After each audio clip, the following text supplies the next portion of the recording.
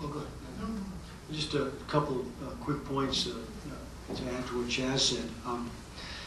A lot of cooperation, requirement certainly on both countries' parts to have stable relations, have good economic cooperation, but a lot of wariness.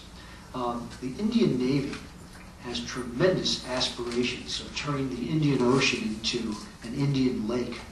The Indian Navy has aircraft carriers. The Indian Navy, of course, is trying to forge a strategic partnership with the U.S. And once again, it's the Indian Ocean that is carrying, or across which a lot of China's oil from the Middle East has to come. And the Chinese are very wary about this.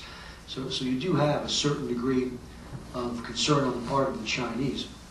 Recently, I think either a week or 2 weeks ago, there was a large exercise, naval exercise off the Indian coast, Malabar, which the U.S., Australia, Japan, and Singapore took part in.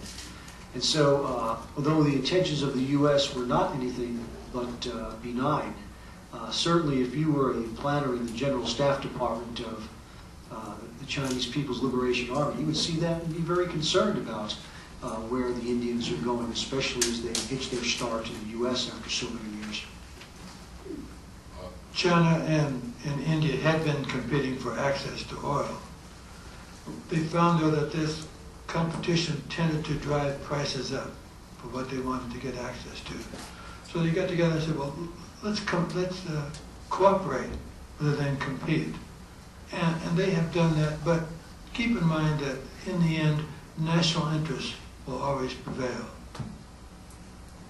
I think the odd thing is that the Chinese oil companies, as I suggested, are behaving very much like private oil companies, but the India has a state-owned oil company, which is responsive to political and bureaucratic direction in a way that the Chinese are not. It's an interesting contrast you wouldn't have predicted. Yes. Yeah, Jim. Just one comment on the Russian-Chinese relationship, and I think the picture you portrayed is pretty accurate, that there's a lot of suspicion on each side. But nevertheless, there's an attempt by the Russians to deal with the population problem. I saw the figures today. I don't know, one of the ministers made a statement saying they want to bring it up to 141 million Russians by 2020, and so they're working at it. Subsidies are being given. Sounds like fun. And they may succeed at that.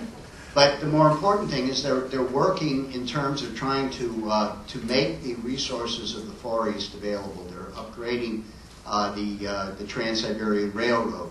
The Far East has some of the most important mineral resources in the world, and a lot of them they're tough to get at because it's under the tundra, but with growing population in China and India and growing demand, this would be an ideal basis for cooperation between those three countries. And the Russians know it, and they have a lot of work to do, but they are working on it, spending a lot of time on the Far East. And it seems to me that they're also trying to build a tunnel under the Bering Strait to bring that railroad into the North American territories too, so that it's pretty far-sighted. And at the moment, it's probably just going to be these pragmatic agreements.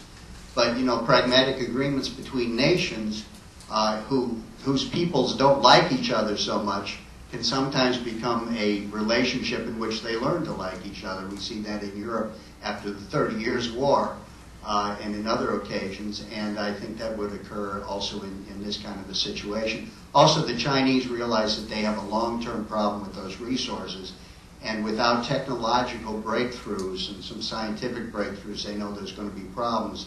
One of the things they're doing is not only nuclear energy, but they're now into the International Fusion Program, and are placing a lot of resources into that. And if you look at their space program, when they talk about their lunar exploration, they're very interested in that helium, which is going to be a resource for fusion power. And it may seem somewhat far-fetched at the moment, but 10, 20 years, you never know. This might be what we're going to be doing. So I think the future is probably a little brighter than what it looks like just now because of the possibility of these kind of breakthroughs. Anybody want to react? There's a problem with resources for Russia. What they've got right now is on Sakhalin Island. And Russia is doing its best to see to it that those resources are put to the use of Gazprom and not going to China. There is no oil and gas yet being produced in eastern Siberia that in sizable quantities sufficient to export to China.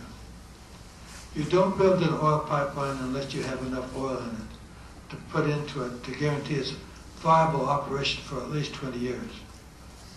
If you want to build a gas pipeline from East Siberia, you've got to have consumers, a buyer at the other end. And that buyer wants to know, if I reach a contract with you, will it be good for another 20 years? Because that's what I need. Gas isn't, one gas field in East Siberia is called Kovigta, and it's just recently changed hands, went back into control of Gazprom. Gazprom will put that gas to work in their own due time. In the meantime, Kazakhstan and Turkmenistan think, oh, there's that big market in China. Let's see what we can do. It's, I think, the case that there are here too major elements of competition as well as cooperation. If you look at, for example, the Sakhalin development that Bob spoke of, the workers are Chinese, the contractors are Japanese. And the Russian capacity to actually do some of the things that they need to do is quite limited. The Russians seem in many ways to be concentrating at the moment on getting a hammerlock on European gas supply so that they have their hairy paws on the cutoff valve.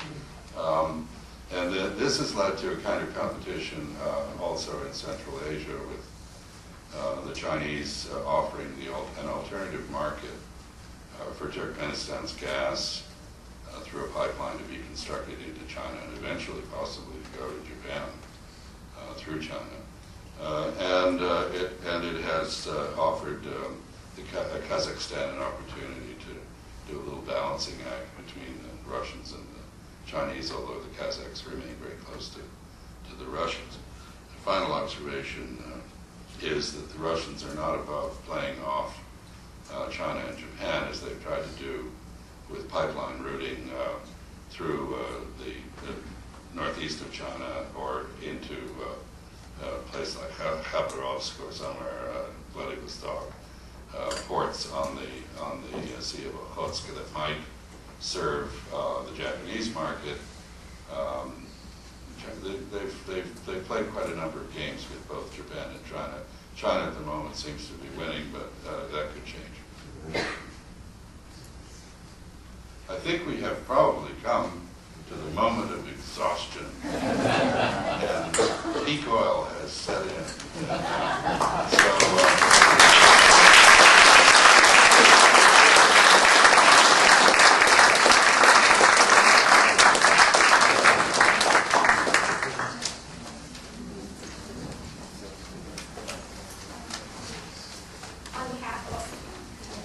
On behalf of all of us, we'd like to thank the panel, and I'll invite all of you to the reception just to the left.